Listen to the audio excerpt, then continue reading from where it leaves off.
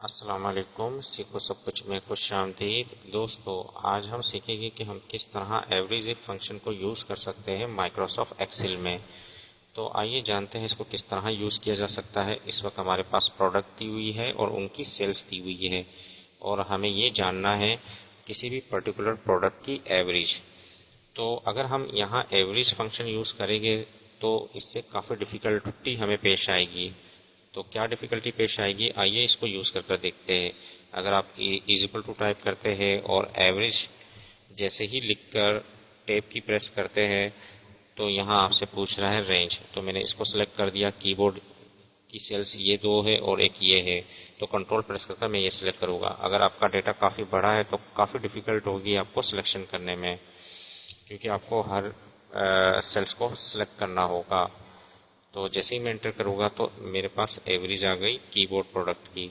اگر مجھے L C D کی معلوم کرنی ہے تو مجھے دوبارہ سلیکشن کرنی پڑے گی، جو کہ کافی ٹائم کنزیومنگ پروسیس ہے۔ کیا کوئی ایسا فنکشن ہے کہ ہم تمام پروڈکٹ کی ایوریج سیلز بآسانی نکال سکیں؟ جی ہاں، بالکل ہے، یہ ہے ایوریج اف فنکشن۔ آئیے اس کو یوز کر دیکھتے ہیں۔ آپ جیسے ہی ایکول ٹو ٹائپ کریں گے اور آپ لکھیں گے AVER، تو آپ ڈاؤن ایرو سے تھرڈ آپشن کو سلیکٹ کر لیں اور ٹیب کی جیسے ہی پریس کریں گے یہ پورا آ جائے گا۔ ایوریج فنکشن کا جو سینٹیکس دیا ہوا ہے اس میں آپ نے سب سے پہلے رینج سلیکٹ کرنی ہے، اس کے بعد کرائٹیریا بتانا ہے، اس کے بعد ایوریج رینج کو سلیکٹ کرنا ہے۔ تو سب سے پہلے ہم رینج سلیکٹ کر لیتے ہیں۔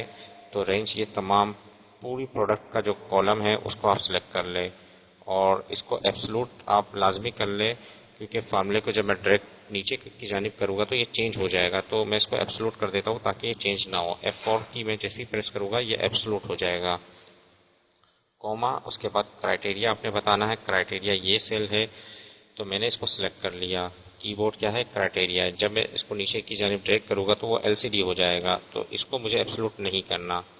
تو کوما ٹائپ کر لیجئے، اس کے بعد ایوریج رینج بتانی ہے۔ یہ کیا ہے، سیلز اماؤنٹ ہے۔ میں تمام سیلز اماؤنٹ کو سلیکٹ کر لیا اور اس کو بھی ایبسلوٹ آپ کر لے، کیونکہ جب میں نیچے کی جانب ڈریگ کروں گا تو یہ چینج ہو جائے گا۔ تو میں اس کو F4 پریس کر ایبسلوٹ کر دوں گا تو یہ فکس ہو جائے گا، اب یہ چینج نہیں ہوگا۔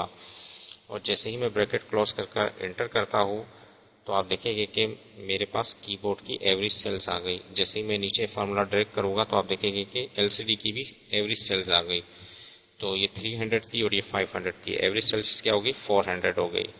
تو کتنی آسانی سے میں نے یہ ایوریج سیلز معلوم کر لی۔ اگر 1000 پروڈکٹ ہے تو آپ بآسانی ایک بار فارمولا لکھیں اور ہزاروں پروڈکٹ کی آپ کی ایوریج سیلز نکل آئے گی اس فارمولے کے تھرو، ایوریج فنکشن کے تھرو۔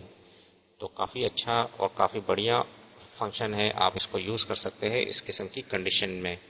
تو دوستو، امید ہے کہ ویڈیو آپ کو بہت پسند آئی ہوگی۔ لائک اور سبسکرائب کرنا مت بھولیے گا۔ دوستو، آپ میرے چینل کو سبسکرائب ضرور کیجئے تاکہ کوئی بھی نئی ویڈیو آئے تو اس کا نوٹیفیکیشن آپ کو مل جائے۔ Thanks for watching. اللہ حافظ۔